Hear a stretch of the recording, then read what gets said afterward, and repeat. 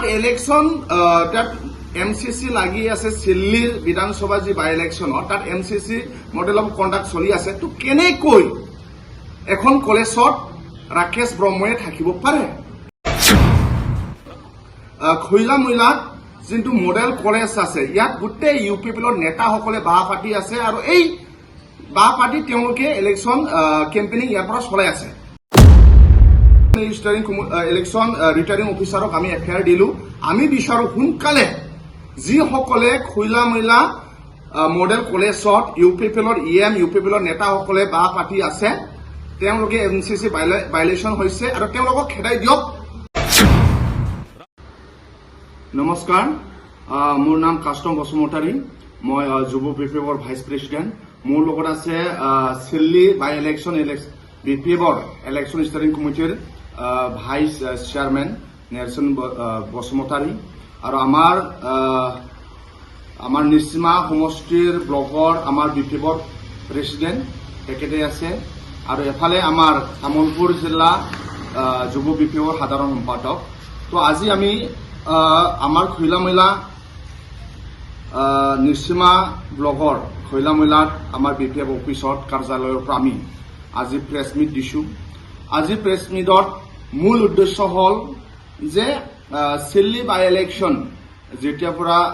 date announce হৈছে তাৰ পাছত UPPৰ আৰু BTRৰ চৰকাৰৰ কিছুমান সকলে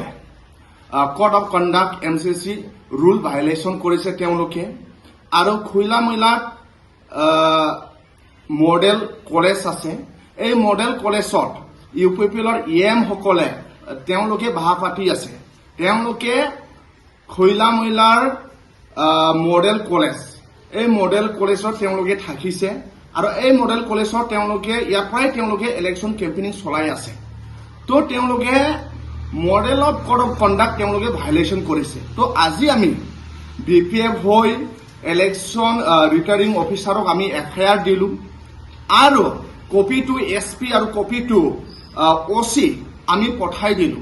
তো আমাৰ মূল উদ্দেশ্য হ'ল যে বাই ইলেকশ্যন হৈছে বাই ইলেকশ্যনটো ফ্ৰী এণ্ড ফেয়াৰ হ'ব লাগে ইয়াত ডেমক্ৰেটিক প্ৰচেছত ইলেকশ্যন হ'ব লাগে কোনো ইয়াত বায়াস হ'ব নালাগে কিন্তু আমি দেখি পাইছো যে চিল্লি বাই ইলেকশ্যনত বহুত UPPৰ সকলে গভৰ্ণমেণ্ট চৰকাৰৰ গাড়ী মটৰ তেওঁলোকে ব্যৱহাৰ কৰি আছে এইটো ফ্ৰী এণ্ড ফেয়াৰ ইলেকশ্যন নহয় তো আমাৰ চাইডৰ পৰা BPF হৈ আমি ইলেকশ্যন ৰিটাৰ্নিং অফিচাৰক আমি অনুৰোধ জনাম যে তেওঁলোকে যাতে ফ্ৰী এণ্ড ফেয়াৰ আৰু জাষ্টিছ দিয়ক আৰু এই খৈলা মৈলাত যোনটো মডেল কলেজ আছে ইয়াত গোটেই UPPৰ নেতাসকলে বাহ পাতি আছে আৰু এই বাহ পাতি তেওঁলোকে ইলেকশ্যন কেম্পেইনিং ইয়াৰ পৰা চলাই আছে তো তাত ইলেকশ্যন তাত MCC লাগি আছে চিল্লিৰ বিধানসভা যি বাই ইলেকশ্যনত তাত MCC মডেল অফ কণ্ডাক্ট চলি আছে তো কেনেকৈ এখন কলেজত ৰাকেশ ব্ৰহ্মই থাকিব পাৰে এইটো আমাৰ প্ৰশ্ন সেইকাৰণে আজি আমি ইলেকশ্যন ৰিটাৰ্নিং অফিচাৰক আমি এফআইআৰ দিলো আমি বিচাৰো সোনকালে যিসকলে খৈলা মৈলা মডেল কলেজত UPPৰ নেতাসকলে বাহ পাতি আছে তেওঁলোকে MCC ভাইলেশ্যন হৈছে আৰু তেওঁলোকক খেদাই দিয়ক তেওঁলোকক ইয়াৰ পৰা ওলাই দিয়ক আৰু বেলেগ জাগাতো যদি তেওঁলোকে থাকিছে যদি আছে